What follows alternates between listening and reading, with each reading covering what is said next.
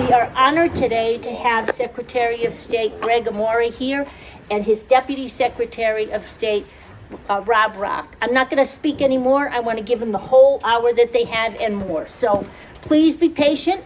Listen carefully. They've got a lot of information. Thanks. Thank you. Thanks for coming out on a cold day. We're happy to be here to talk about elections. I want to acknowledge a few of my colleagues in state government who are here. Kathy Fogarty, I know I talked to, and there they are right here. Representative Fogarty and Senator DeMario, and I know that Representative Tansey had reached out, and she's got a cold today. She was planning on being here, but thank you for being here. Thank you all for being here. This is what we do. We talk about elections pretty nonstop, even though the calendar sometimes is not an election year. We talk about elections all the time, and one of the best things that we can do is have conversations about the process, because there are so many questions around the process that are based on misinformation. And it's important that Rhode Islanders have a really good and comfortable knowledge about how elections work. You have heard all of the critical reviews of mail ballot voting. You have heard all the critical reviews around voter identification. You have heard the questioning of results. You have heard that machines can be manipulated through the internet. You have heard all of that, but you have not really seen much evidence to support that. And what we're going to try to do today is show you how Rhode Island elections work, and then talk a little bit about how we can serve our state and the nation as a model on how to maintain voter lists, how to do mail ballots in a way that is open and accessible and the public can see, so that we can really set aside this constant, and it is constant, and I can tell you that our emails and our phone calls are nonstop, this constant assessment of our electoral process that's based on really a lot of misinformation. And so we have done many of these, dozens. And we're happy to be here in Narragansett this morning to do this one. Rob is going to lead the discussion, and he is one of the premier elections experts in the country, not just here in Rhode Island, and has been at this for a long time. And then I'll interject as we go along, and then we'll talk about some of the more recent happenings here in the state of Rhode Island, and the lawsuit from the Department of Justice against me and the state of Rhode Island in our elections process. All right, Rob, let's kick it off. Thank you again for being here. Good morning, everybody. Hold on one second. I didn't thank the League of Women Voters. The League does a great job of promoting elections. They have joined us at URI. They have joined us everywhere, really, and we're thrilled. Democracy can't work unless the citizenry is off the sidelines, and the League of Women Voters are off the sidelines. They are in the game. Okay, Rob. So good morning, everybody. And so we're gonna jump right in to talk about some of the stuff the Secretary mentioned. But before we do that, I just want to say that we hope that at the end of this, all of you, what our goal is that each of you can go out into your networks and talk about what you heard today. There's a lot of misinformation, as the Secretary mentioned, but people are more likely to believe their family members and their friends when they hear it from them, as opposed to the Secretary and I. So the more that you all can talk about these processes would be really helpful to us to ensure that everybody, or as many people, are educated about the process as possible. So we're going to talk a little bit about voter list maintenance, mail ballot procedures, as the Secretary mentioned, and we're going to jump right into it now. So before we get into some of the policy discussions, I want to quickly talk about how Rhode Island elections work. And there are three entities that run elections in the state. You've got our office, the State Board of Election, the Secretary of State's office. You've got the State Board of Elections, and then the 39 cities and towns each have an elections office. Just like here in Narragansett and South Kingstown, there are people at your town halls that are running elections here locally. So the easiest way to describe the difference between the three offices is that the Board of Elections, which is the top bar here, and I know you probably can't see it, so I'm going to explain it to you for those that can't see it. The Board of Elections, the simplified way to explain it is that they handle everything on Election Day and afterwards. So they oversee all the polling places. They test the voting machines. They test the electronic poll books.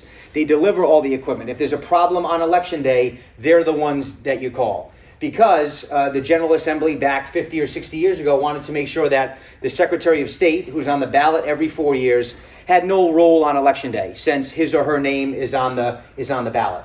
They handle recounts. They handle the post-election audits, which we'll talk about a little bit later. So they handle just about everything on Election Day and afterwards. They certify elections. That's correct. Not the Secretary of State. And by the way, Rhode Island does that right. There are states around the nation where the Secretaries of State, political figures, are certifying elections. That does not happen here in Rhode Island. And so our office, which is along the bottom there, we do a lot of the preparation before elections. So we make all of the ballots for the state. So no matter if you live in Narragansett or in Burrillville, our office makes the ballot. We send all the mail ballots out to anyone who's voting by mail. So if you're voting by mail here or you're in college and you're living at the University of Hawaii, we're sending you the ballot from our office. We also oversee and secure the Central Voter Registration System, which is the application, the software that houses all of the information about registered voters and candidates. And our main job is to make sure that that's secure and accurate. And we're going to talk about voter list maintenance practices in just a minute. And then one of our most important job is this, being out in the public, educating people about the process. And we do these weekly, and as we get closer to the election, it's going to be daily. So it's important that we're out in the community educating voters about the process. And again, this is the way it should be done around the nation. The Secretary of State is the face of elections, but does not certify elections, does not hear challenges, does not deal with machines, does not deal with any of the voting that goes on. Because the Secretary of State is the most recognizable person associated with elections, it's right that we are the people promoting elections and elections information. But beyond that, we should step aside, and the Board of Election and the local canvassing authorities should take control. And those local canvassing authorities that the Secretary just mentioned, they handle things locally. They're going to hire all of their poll workers. How many are poll workers here? Several of you, yes. So you're hired by your city or town. They register all the voters. So if you have a change to your voter record, whether you've moved, you want to change your party affiliation, you're new to town, you register locally. You apply for a mail ballot locally, and they run essentially the elections at the local level. So it's a really strong partnership between the State Board of Elections, our office, and the 39 cities and towns. And that's the elections administrative part of the discussion. Any questions before we move on? Perfect. So Okay. that's decentralized, right? It's a shared responsibility. And so this is my chance to talk about decentralized elections. One of the reasons that American elections cannot be manipulated, even though you hear that they've been manipulated, is because we have a totally decentralized system. We don't run one election. We run hundreds of elections. We don't even run 50 elections. We run hundreds and hundreds of elections. In the state of Texas, each county runs their elections a little bit differently. They don't use the same machines from one county to the next. It is virtually impossible to manipulate a federal election because we are so decentralized. And the founding fathers did that through Article 1, Section 4, giving the states the power to run elections. And when we look at how it works, in practice, it's not just the states, it's the counties, it's the cities and towns. It's very difficult to manipulate an election if you would have to have the most grand conspiracy in the history of the world to have all of these people on the same page, even though they're not using the same machines, the same methodologies to manipulate a federal election. So my favorite topic, believe it or not, is voter list maintenance, which I think is one of the most important parts of the election process, to make sure that the voting list, the list on election day, is as accurate as possible to make sure that the right people are voting and people who are not eligible and shouldn't be on the list aren't. And so when I talk about voter list maintenance, it's not just removing people from the voter list that shouldn't be there. It's also making sure that the people on the voter list are registered where they should be. If they've moved, have they updated their address? If they want to change their party, have they done so before the election? So we do, and by we, I mean the 39 cities and towns in our office collectively, we do voter list maintenance every single day. We don't do it once a month, 4 times a year. It happens every single day, and I'm going to talk a little bit about how we do that. So I want to talk about the removals first, making sure that people who shouldn't be on the voter rolls are not. And the first group of people we talk about are voters who are deceased. It's kind of a common thought, myth, that dead people are voting. And so I can say without question that the voter list today, as it relates to deceased voters, is as accurate as it's ever been in Rhode Island. And I can say that with 100% confidence. And here's why. So the first thing that we do is every 2 weeks, we get a list from the State Vital Statistics Office under the Department of Health. Every 2 weeks, we get a list of people who have passed away. We take that list, we match it up to the voter list, and if there are any matches, we send those names to the cities and towns. The cities and towns will look at it, review it, and remove the voters because they are deceased and should no longer be on the list. That happens every 2 weeks. Every 2 weeks. Every 60 days, we get a list from the National Social Security Death Administration, the Master Death File, the U.S. list, the whole country, of people who have passed away. And same thing, we match it up to our voter file, we send it to the cities and towns. Because you can imagine that there are people registered to vote in Rhode Island who may move to another state to live with a daughter, a son, what have you, if they're sick. Unfortunately, they pass away in another state. Our vital office won't get it, but the national folks will. So we get it from two different entities, multiple times, twice a month from the state, and once every 2 months from the National Social Security Death Master File. And then also your city and town clerks, your boards of canvassers, are looking every day at obituaries. They get death certificates in from family members, and so they're constantly making sure that the list is updated to ensure that voters who have passed away are no longer on the list. And you're in Congressional District 2, but you probably recall that in Congressional District 1, there was an issue with nomination papers where dead voters' names appeared on nomination papers forged. And that should raise attention. That's fraud. But what was not covered in that story was the fact that had those fraudulent signatures been submitted, and they weren't, they were caught, and the folks that caught them in Jamestown did a really good job. Had they been submitted, they would not have been accepted. Those folks were not on our voter list. They were not on the list. In fact, when it happened, I had Rob look and see when they were removed. And they were removed really quickly after their deaths. So those folks don't exist. Now, dead people do vote, don't they, Rob? They do. Tell them how. So we have after every election, we do get a list from the Electronic Registration Information Center, which I'll talk about in a second, for people who look like they've passed away but have election history for the election. And so we had 40 of those cases back in 2020, and 39 of the 40 cases, we realized that they received a mail ballot, they voted their mail ballot and submitted it to the Board of Elections, then passed away, but before Election Day. So we send our mail ballots out the first week of October. A voter receives it, they voted on October 11th and send it in. Unfortunately, they pass away on October 17th before the election. So it looks like that they have voted in an election that they had died before. In Rhode Island, that mail ballot is going to count. So 39 of those 40 cases, it was a legitimate vote. But the point is that we are looking at that to make sure that nothing happens fraudulently. And you might ask about that one case, about the 40th case, He's and alive. that was he's alive. We couldn't figure out what happened, so I actually called him and I left a message, and he called me back, and honest to God, he said, "I bet you're calling me because you think I'm dead." Well, I feel bad actually. So the Social Security Administration inadvertently flagged him as deceased by mistake, and he said, "My life has been flipped upside down because of it." So I actually felt really bad. But the point is that we are looking at this stuff after every election to make sure that deceased people are not in fact casting ballots. And not every state counts the ballot of a deceased voter who voted by mail. We are one of the states that does, for good reason. If that voter happens, first of all, it's a legally cast vote. But second of all, if that voter happened to be serving our country overseas and lost their life after they had sent that vote in, to not count that vote is absurd. Yeah.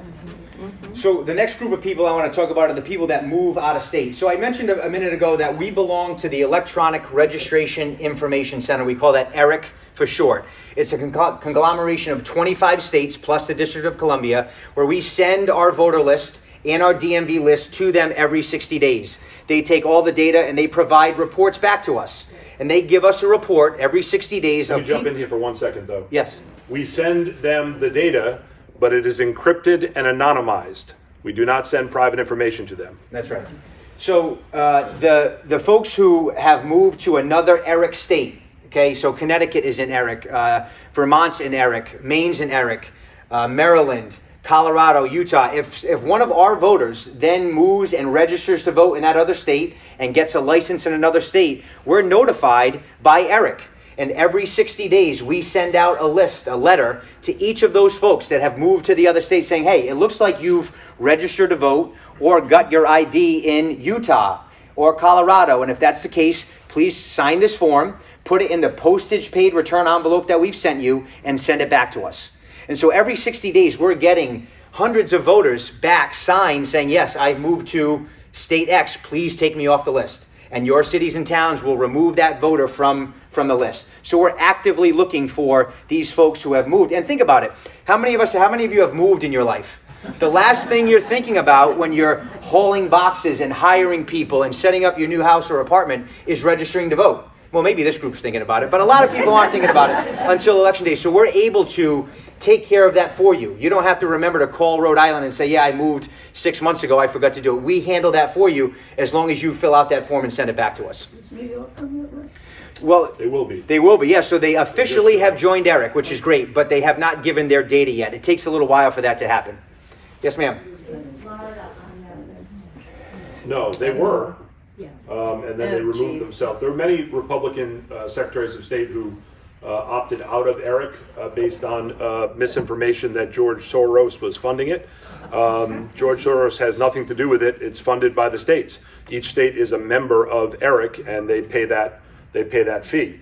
But the controversy was around part of the ERIC agreement that required states to reach out to people who were eligible but not registered.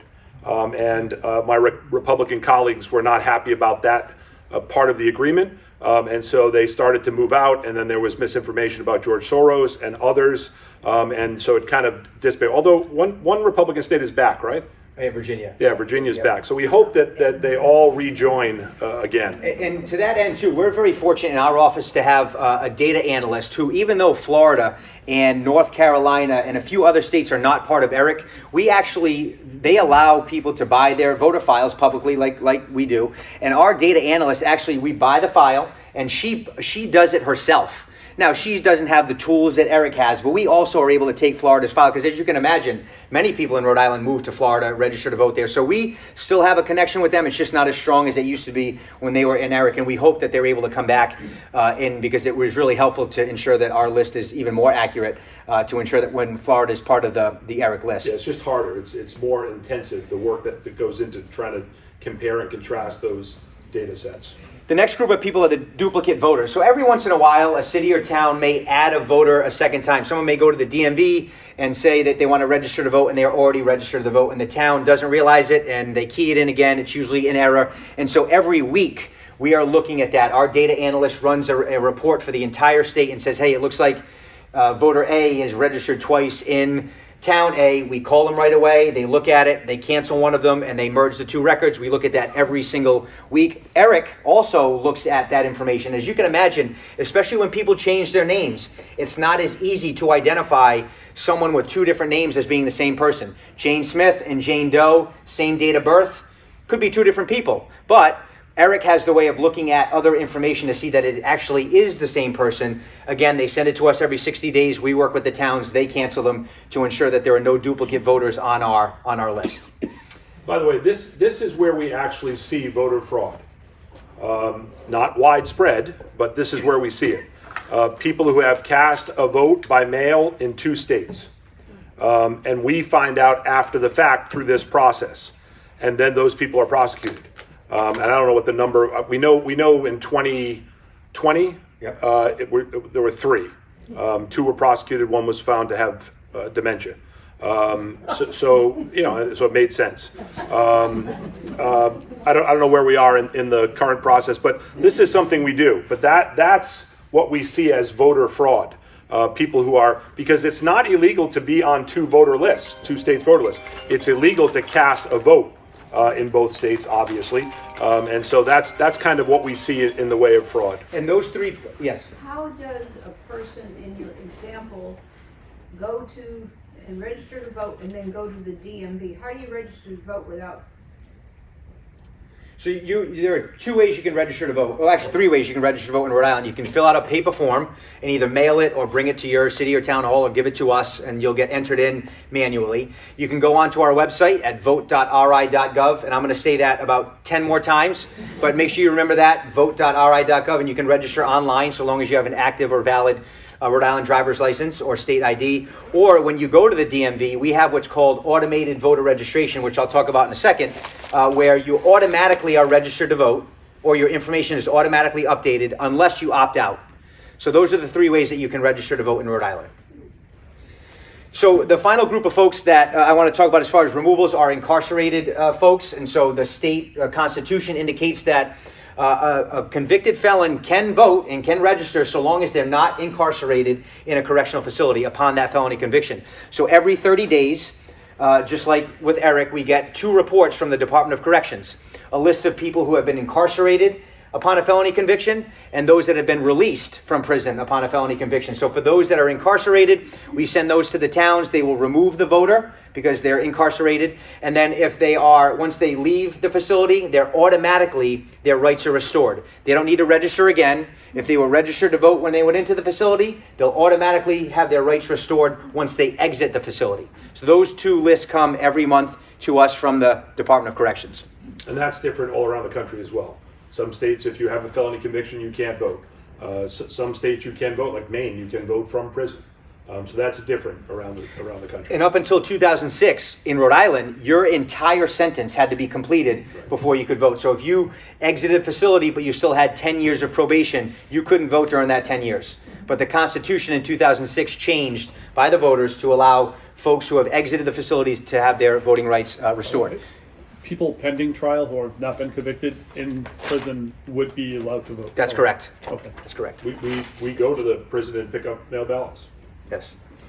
So those are the ways that we take voters off the voter rolls that shouldn't be on. But as I mentioned from the beginning, it's just as important to make sure that the voters who should be on the voter list are registered to vote where they should be to avoid issues on Election Day. So the way that we add voters and update voters, I talked a few about them already. The DMV, all new voters, you can register to vote paper, online, or at the DMV. Every single night, we get a list of voters from the DMV. So if you go into the DMV on Monday and you register to vote, on Tuesday morning, your town is going to have your record in their queue to be processed. It happens every single night by law. And so every single night we're getting these new voters, these updated voters. So if you move and update your license, you don't need to worry about registering to vote. Because unless you check that opt-out box, it's going to happen for you at the DMV, which is great. And we've got a great relationship with the DMV. I mentioned our website now. So many people are registering to vote on our website.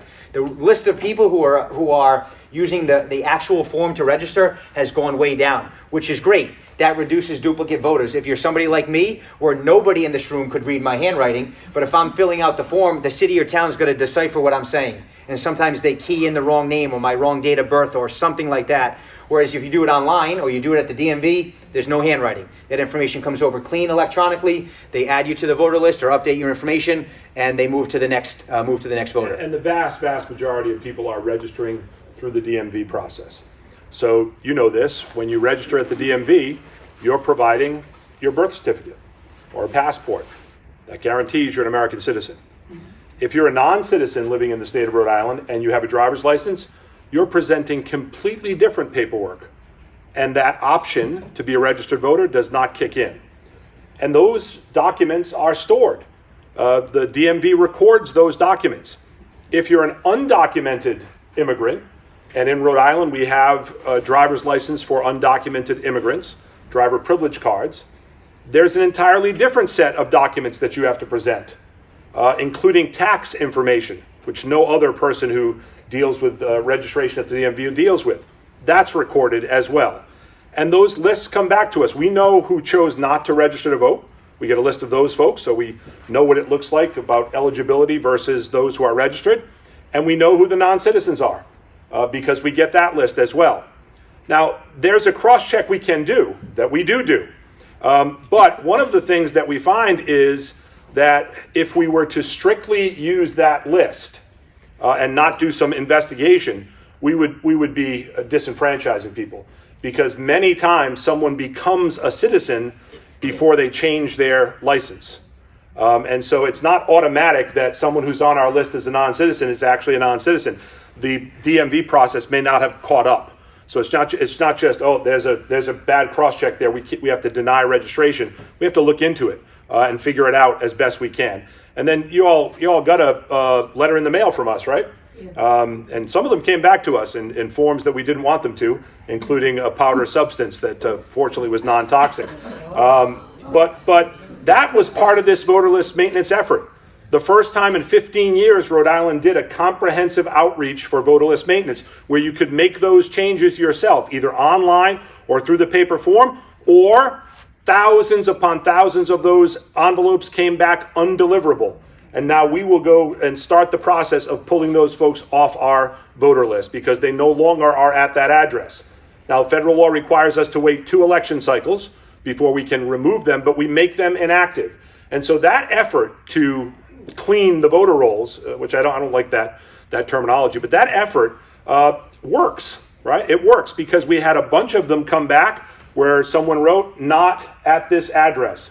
So they got a letter for their daughter or in their daughter's name, and that daughter has been living away for 2 or 3 years, but did not register where they are or did not pull themselves off our voter list. And so now we can do that. We can do that, those undeliverables. And then many people made minor changes. They eliminated their phone number from their data. They changed their party affiliation. They tried to line up what's on their license with what's on their registration. And I think that probably happens more than we think, right? You think you had your middle initial, or did I not? Did I include it? Should I sign it? People find that how they're registered might not be what's on their license. And they may have faced a problem with in-person voting based on that. And so those kind of changes happen. So that was a really a comprehensive attempt to tighten things up and make sure our voter list maintenance was well done. And I think it's worked out well for us. Another set of myths around fraudulent voting and mail ballots, and we want to talk about how mail ballots are not fraudulent and they're very secure. So rule number 1, we only send mail ballots to people who request them. We don't send ballots automatically like some of our Western colleagues do. Washington, Colorado, Oregon, Utah, they send ballots automatically to their voters. We do not. You have to apply for a mail ballot. And there are 2 ways that you can apply for a mail ballot in Rhode Island. You can apply via paper using an application, or we just rolled this out in 2023. You can apply online now for a mail ballot. And so the way that we make sure that you are who you say you are, if you're using the paper form, the city, because you apply with your city or town, you submit your application, the city or town looks at the signature on the application, matches it to the signature that's in the voter registration system to make sure that those signatures match. If they match, that authorizes our office to mail the ballot. If it doesn't match, the application will be rejected. The voter will receive a letter from the town saying, hey, you've submitted an application, your signature doesn't match, contact us and we're going to figure this out. So only if the signature matches on that paper form will we send the ballot to the voter. If it doesn't match, no ballot.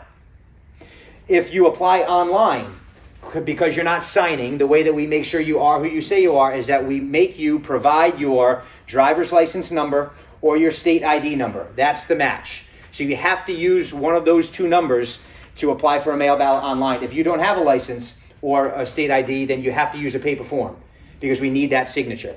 So apply online, you've got your identification number. Apply on paper, we match your signature, or the town matches your signature. And we have nearly 65% of folks who are applying for their mail ballots online. So they're punching in their license number or their state ID number. By the way, how many of you know your license number off the top of your head?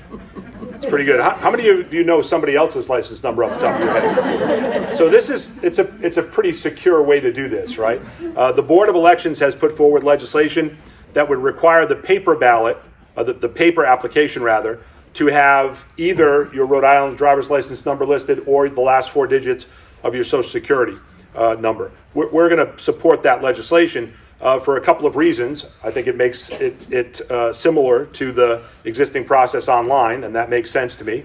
And secondly, if you've seen young people's signatures, the age of a consistent signature is going away. In fact, young people aren't even taught cursive. So we think that we're supporting that because we think that's a good backstop, something else that we can use to certify the application. Yes. Is applying for a mail ballot a one and done? I mean, I've done it in the past. Yes. You don't have to keep doing it. You do have to keep doing it. Oh, you do have to? Yes. This is not- So it is a one and done. Well, yeah, I guess it's not a one and done. It's Well, a so continuous. We do have a new law that is going into effect soon that would allow you to just fill out a application one time, and you're going to automatically be sent an application. application. Though, for each one. So you can be on the permanent mail ballot application list, which means before every election, your town hall will send you an application. But you still need to fill out that application and send it back for each election. And that permanent mail ballot list is brand new. So if you are certain that you want to vote by mail and not have to worry about remembering to fill out an application, fill out that permanent mail ballot application and you'll automatically be sent the application for every election. Brand new law in Rhode Island. And if you've done that, but then you decide to vote in person, as long as you don't do the mail ballot, can you? No, Or you have to do mail ballot if you sign up? You should, if you apply for a mail ballot, you should vote by mail. Now there is an option for you to not vote by mail, and on election day you can go to your polling place and you can vote what's called a provisional ballot. And so because on the poll book it's going to say that Ms. Smith applied for a mail ballot, so they're going to say you can't vote a regular ballot into a machine because you were sent a mail ballot. But when you vote that provisional ballot, it goes into an envelope, it goes back to town hall on election night, and they will look to see if your mail ballot came back. If it didn't, they'll count the vote. If it did come back, they're going to probably send the police to your house or why you voted twice. Yes. Can somebody with a mail ballot bring it to a polling place and give it to them? You could, yes. So right now, every polling place, the Board of Elections has indicated that they have a little drop box at every polling place. Now, you could do that, or you could return it to your city or town hall that has a drop box in it, or you could put it through the mail. Okay. Yes. Yes. And the reverse, life happens, and all of a sudden you need a mail-in because of illness or something. How quickly does this procedure take? So if you go online and you apply for a mail ballot, it'll be sent to you right away. So let's assume you want to, it's 2026, we've got an election coming up in November. If you want to apply by mail, you can start applying, I think, in May. We send the ballots out in October. The deadline is 21 days before the election, so if you apply, in the middle of October. I'm going the other scenario. I'm planning to vote in person. Yeah. So They break my emergency Oh, ballot. okay. Oh, you mean like very close to the election, then it happens, right? So you could vote early in person if you could physically get to a location. If not, we have an emergency mail ballot procedure where you could send somebody to town hall to pick up your ballot for you and bring back to you, if it's like really close to an election. My mistake. I misunderstood your question. Do you think the change in the post office postmarking will affect mail-in ballots? Well, it won't in Rhode Island because around the country it will, not here. Yeah, because in Rhode Island, the law is that your ballot has to be received by 8 o'clock on election night.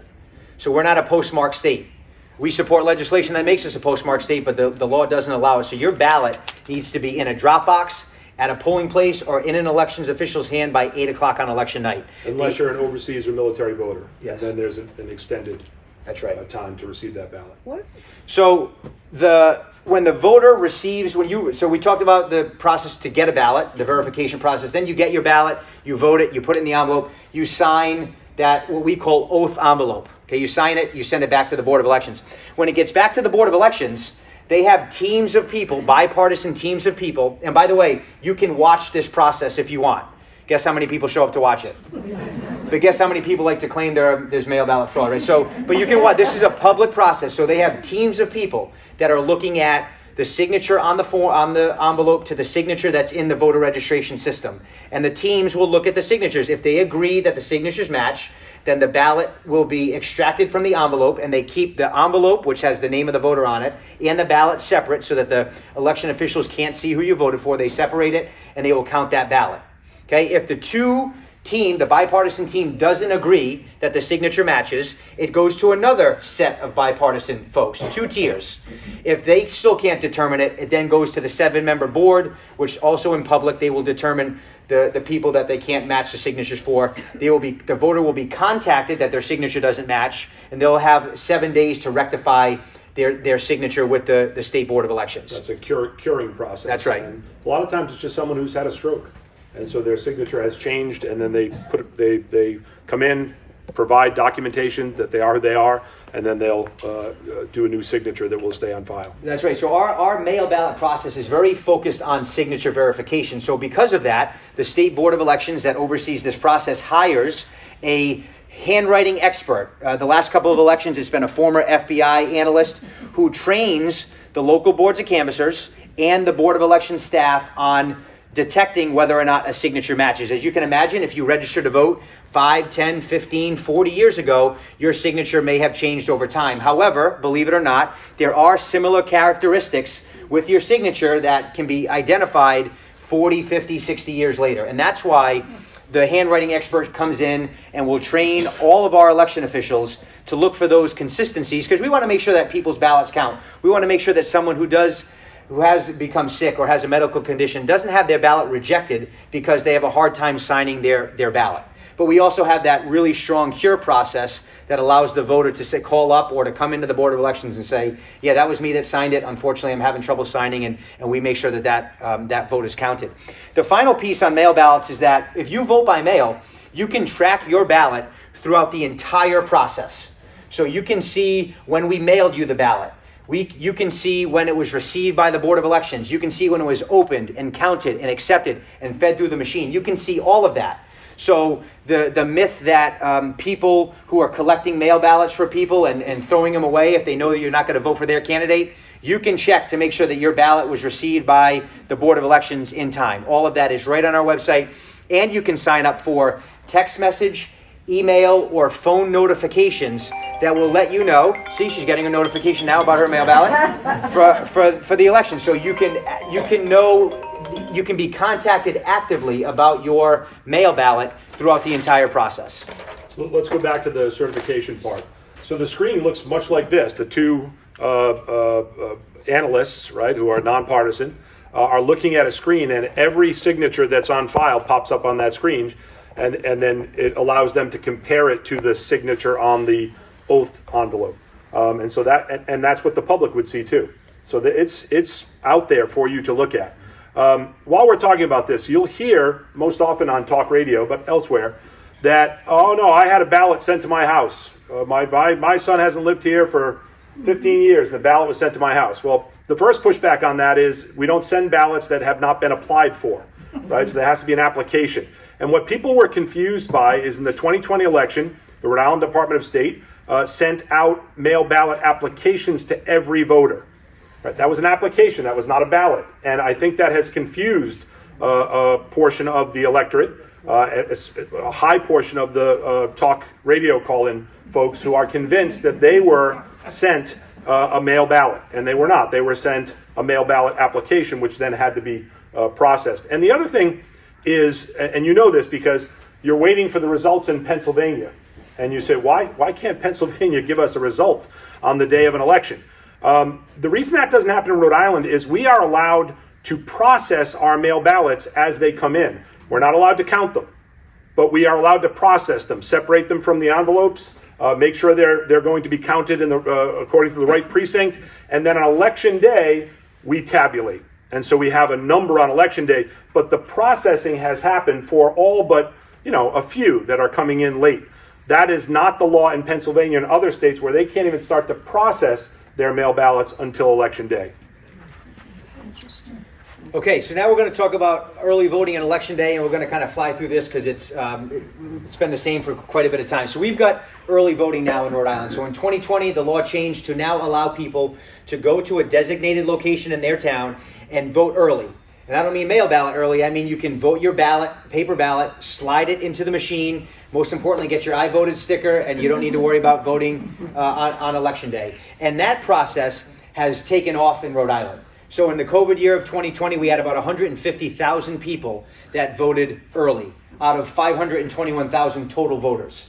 In 2024, that number went up even higher. 171,000 people voted early, and we love that because it's convenient voting. You're voting when it's convenient for you. We no longer live in a world where voting on the first Tuesday after the first Monday in November every other year makes sense for people.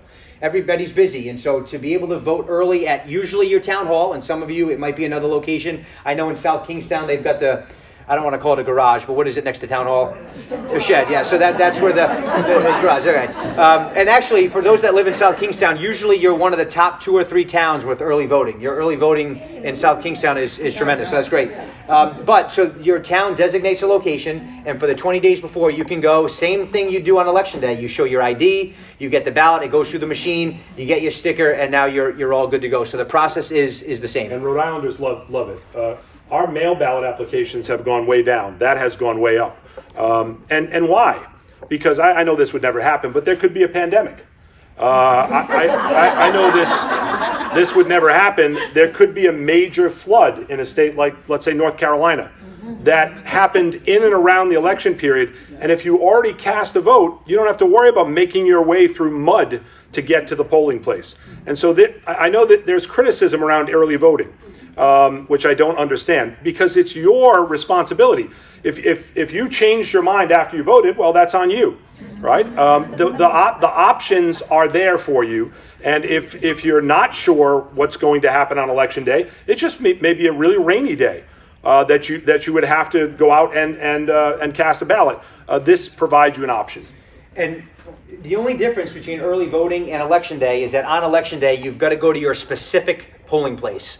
So the one that's tied to your address, maybe it's here, the library, but whatever it is, the local school, the church, you've got to go to your polling place on election day. For early voting, you can go to that one location in town that services all the voters, but on election day, you've got to go to your specific place. And we've got about 420 polling places in the state, but you've got to go to yours.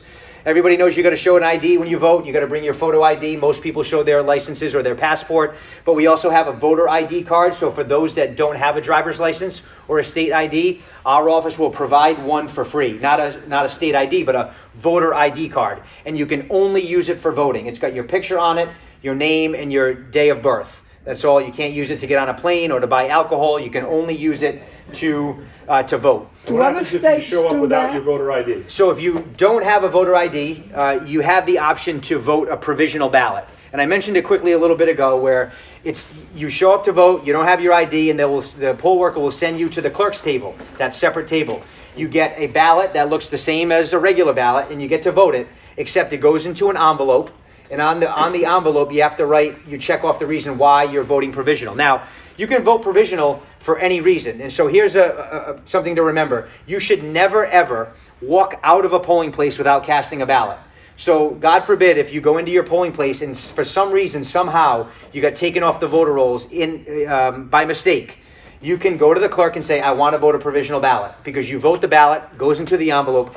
Election night, all those envelopes go back to town hall, and town hall will take the next 48 hours to figure out what's going on with those provisional ballots. If you don't have an ID, if you didn't have an ID, then the law says that if the signature on your provisional application matches the signature on file for you in the voter registration system, your vote's going to count.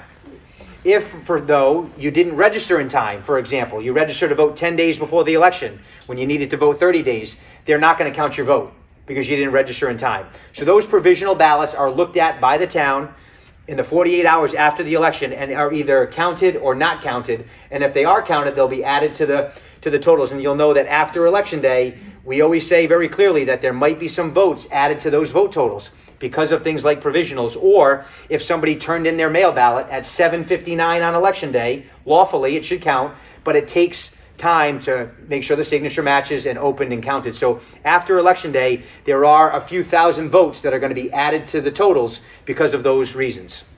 And I'm sure we're going to audit next. Yes, Yeah. post-election activities. So before we do, the President of the United States wants every state to have voter ID. Rhode Island does. He wants every state to vote by paper ballot. Rhode Island does. He wants every state to be a election day state as far as a postmark. We are. So I can't for the life of me figure out why he's picking on me. We do all of those things. We do all of those things already, and we do audits, which Rob will explain. Yeah, so some of the most non-talked about pieces of the election process that I think are really important are what happens after the election. And we talked a little bit about it already, where we look at the list to make sure that nobody's voted twice and all that. But the cities and towns will reconcile all of their information locally. So on election night, poll workers will close down the polling place. They bring all of the supplies, all of the ballots to City Hall, to Town Hall. And then Town Hall will look at that information. They will look at the result tape that is in the bag that comes back and make sure that it matches the results that have been posted on the Board of Elections website. They will look at the discrepancy report to make sure that the number of ballots that are in the machine equals the number of people that checked in on the electronic poll book. They do all of this work to make sure that the numbers are what they should be after the election. And they do this doubly certified, right? That's correct. Chain of evidence custody. So for the poll workers in the room, you know all of the paperwork you need to fill out at the end of the night. You see, I see the heads nodding. There's a ton of paperwork that needs to be done. So all of this can be reviewed to ensure that there are no issues. One of the most important parts of the post-election activities that go on are the post-election audits, a relatively new process in Rhode Island where the Board of Elections, in a room much like this, have about 10 tables set up with the Republican and a Democrat at each table and a stack of ballots. And they will hand count ballots to make sure that the two pairs that are sitting at the table agree that the person voted who they said they were, matching it to the results that came out of the voting machine. So what the Board of Elections does is they randomly select a couple towns, a couple mail ballot precincts, and a couple early voting locations, and those towns have to bring the ballots to the Board of Elections. They put them in envelopes, and all of this is done securely. It's on video. You can watch it all. It's all live streamed. And you can actually volunteer to do it if anyone's interested. After about a week and a half after the election, they'll have two people at each table with the ballots, and the two people will pick up the ballot. And in 2024, they audited the presidential race, which makes sense. So the person A will look and say, okay, this person voted for Trump. They will pass it to their partner. Yes, this person voted for Trump. It goes in the Trump pile. This person voted for Harris. Yep, I agree. It goes in the Harris pile. And people are hand counting the ballots to make sure that the voting machines read the ballots the way voters intended them to. The secretary at the beginning of the talk talked about vote flipping and the myth about machines flipping votes for one candidate to another. This proves that does not happen, because we have people counting the ballots by hand. And in 2024, there were 19,800 ballots, I believe, that were hand counted to ensure that it statistically met the threshold of, yes, the machines read the ballots the way voters intended them to. And that's a really important part of the process. Even though it happens a week and a half after the election, it should give everybody peace of mind to know that these machines are reading ballots the way they should. Yeah. Yes. Okay, two questions. Do you count every ballot or do you sample? They take a sampling of, let's say, let's say that the library is a polling place that was randomly sampled.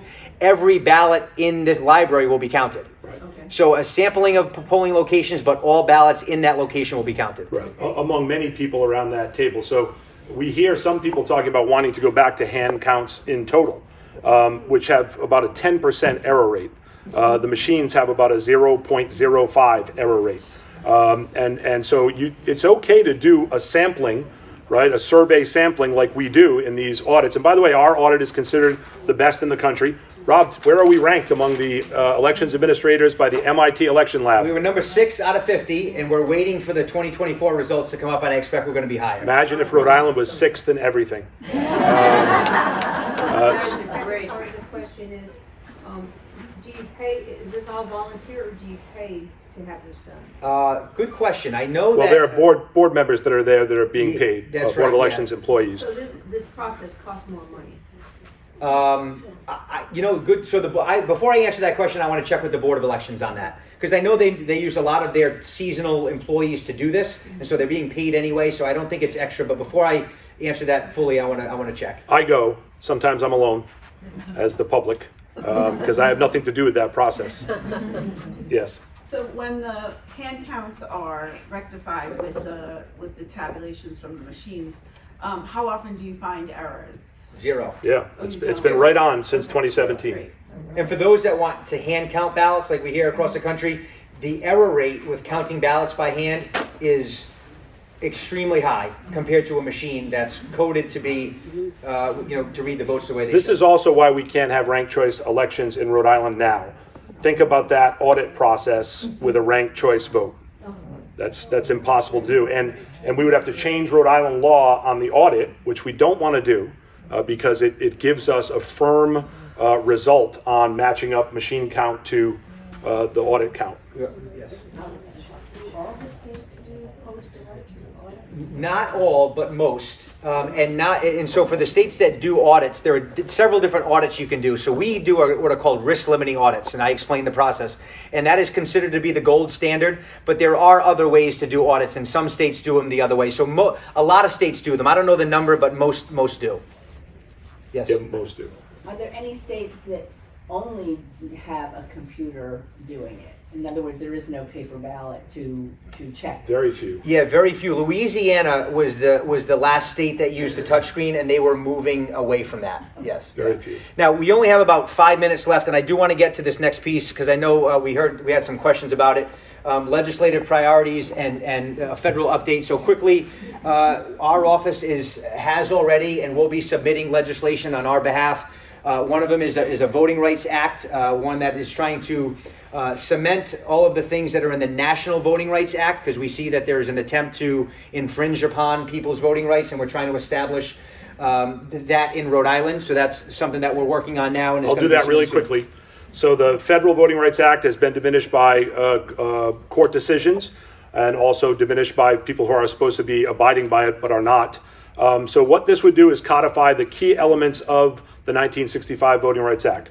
So it would focus on voter dilution, so that if a city or town redistricted and they did so in a way to discriminate, then you could file with the Rhode Island courts to claim that you've been discriminated against as a protected class. Same with the General Assembly. If they were to pass a redistricting on the decade, which by the way is when you do redistricting, at the decade, not the mid-decade, at the order of a chief executive. That is unprecedented in American history. And I know something about American history. I taught it for 27 years. That is unprecedented. We have never, ever seen that in American history. But the General Assembly could face a challenge. It also protects the language part of the Voting Rights Act. The city of Pawtucket, Rhode Island, was under a Department of Justice review. They don't care about it anymore, but they were under a Department of Justice review because they were not providing enough information in Spanish. 5% or more of their population is Spanish speaking. And so we're going to try to codify all of that in Rhode Island, and then build in a gap that does not exist in the Voting Rights Act federally. And that gap is someone may not have done this intentionally.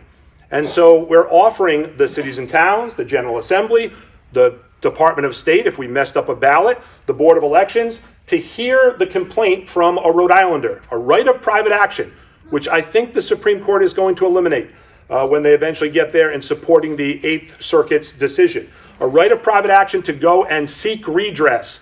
And as Martin Luther King used to say, I think I've read that somewhere, seeking redress. So seeking redress, and if that entity says, yeah, that's not right, we will rectify that, then it never makes its way to the Rhode Island courts. So we're going to put that bill in at some point in February, and we hope, and again, I'm really confident that we're not discriminating against voters in Rhode Island, but this isn't for now. This is for 20 years from now. This is to codify what I believe was the most important congressional act on voting rights in the history of the United States. And we'd love, your support on all of these things. Same-day voter registration, which we've advocated for in the past several years. The electronic return of mail ballots, that is to ensure that our voters with disabilities and military and overseas voters have the ability to return their ballots electronically. For obvious reasons, some people serving in our country in remote parts of the world don't have access to good mail, and voters with disabilities have a hard time getting out, and so want to allow folks to be able to receive, mark, and submit their ballots electronically. It's a very small number of the population. There's no good way to do it. Rhode Island law prior to this had faxes sent from these folks. But if there's somebody on an aircraft carrier, they can't get a mail ballot back to the mainland. And so this is it's not 1,000% secure, but it is the most secure way to do this, and it's a very low number of voters, but we should provide this opportunity for those voters. We'd also like to move the primary a week earlier. We've got one of the latest primaries in the country, which makes it a big challenge for our office to meet our federal deadline for the general election to get the military and overseas voters their mail ballots. We'd like to move the primary just a week earlier. I'd like to move it 3 months earlier. And then finally, the online nomination papers. So you've all been asked to sign the nomination papers when you're shopping or at the library. This would allow voters to go online and to sign for a candidate electronically, as opposed to being bothered when you're at the grocery store or after church. So it just gives folks the ability to go onto our website, check off a box for all of the candidates they want to sign for, and submit that information to the city or town. But they would have to do so the same way they apply for a mail ballot, which is punching in their Rhode Island driver's license or ID number. So they are who they say they are. A menu would pop up. They'd check off anybody they wanted to nominate for whatever race it was, and then they'd close that. And that would be secure. It would be reported to the local canvassing boards. The clerks would read that, and they'd say, well, that's a definitive voter. So it does two things. It allows military and overseas people to be involved in the process. The people serving in the military don't ever get to nominate someone if they're overseas or out of state. And it allows someone who can't get up and answer the door to actually go online and nominate someone if they see fit. And it makes the process more secure. The House of Representatives passed it overwhelmingly last year. We hope the Senate will do the same this year, and it'll become an option. Candidates will still have the paper option, but they won't have Mickey Mouse signing it outside of the Stop and Shop. And that makes the process more secure. This would be the first of its kind in the nation. So these are the 5 bills that we asked to be introduced on our behalf, but certainly we're supporting several other pieces of legislation that we can keep you updated, Christine, about the process of where we are. And then finally, just a quick update on all of the federal stuff that's going on. The president issued an executive order on elections last March, and so far has run into several challenges by several courts. A lot of the parts of that executive order have been blocked for now. I would imagine it's going to go to the Supreme Court before long, but right now most of those have not been implemented because the court identifies the president's role in elections as not being very, very strong. And so they have ruled on so at all. That's right. That's right. That's right. There's no role. That's right. And so I did put in there the postmark issue, which we've already talked about before, how it does not affect Rhode Island except for the military and overseas voters. And then finally, the Department of Justice has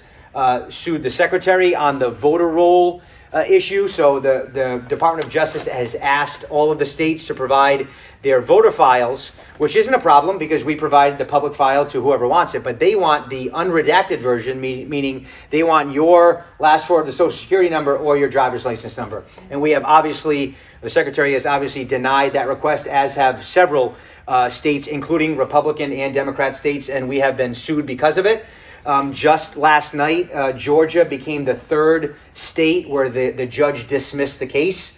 It has already been dismissed in California and in Oregon. So we think that we are in a very good spot. Republican states have been sued. Democrat states have been sued. 25 states in total have been sued. And we think that we're going to be successful when it gets to whatever court it gets to. But right now it's in Rhode Island District Court. It hasn't been heard yet. But we have submitted a motion to dismiss through the Attorney General's office because we think that this case should not be brought against us. It's very intimidating, the United States versus me. I don't seem to have a chance there. The law that the Department of Justice cited in this request is all actual law. It just has nothing to do with the request.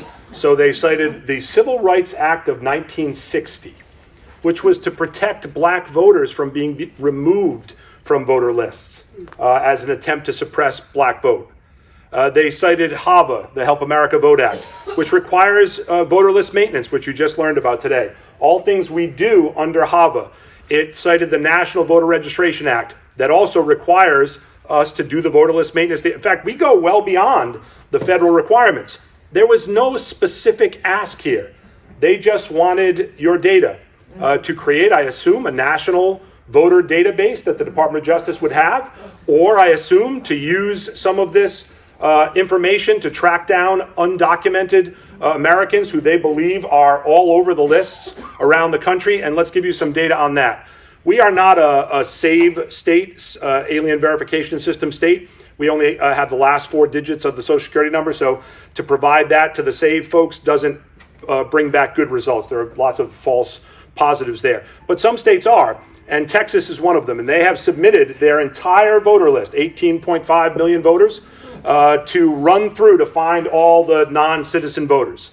They found 2,700 potential non-citizens on the list, 2,700 out of 18.5 million potential non-citizens on the list. Of that, 700 of them were potential voters. And we know since that, by the way, that's 0.0008%. Over 100 plus counties across the state, all right? And we know since that, a lot of those 700 people have come forward and said, I'm an American citizen. You have me confused with someone else. And they were pulled off the list. And that's how they knew they were pulled off the list. They went to try to vote or change voter information, and they couldn't.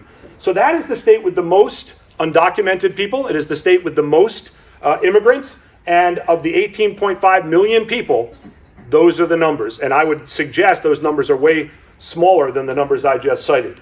So, I guess the folks who are claiming that undocumented or non-citizens are voting can say, see, they are, and certainly some of them are, but you cannot say that that number is broad or that had an impact on an election. And again, this is a human system. Things happen. Things slip through. People share names and birth dates.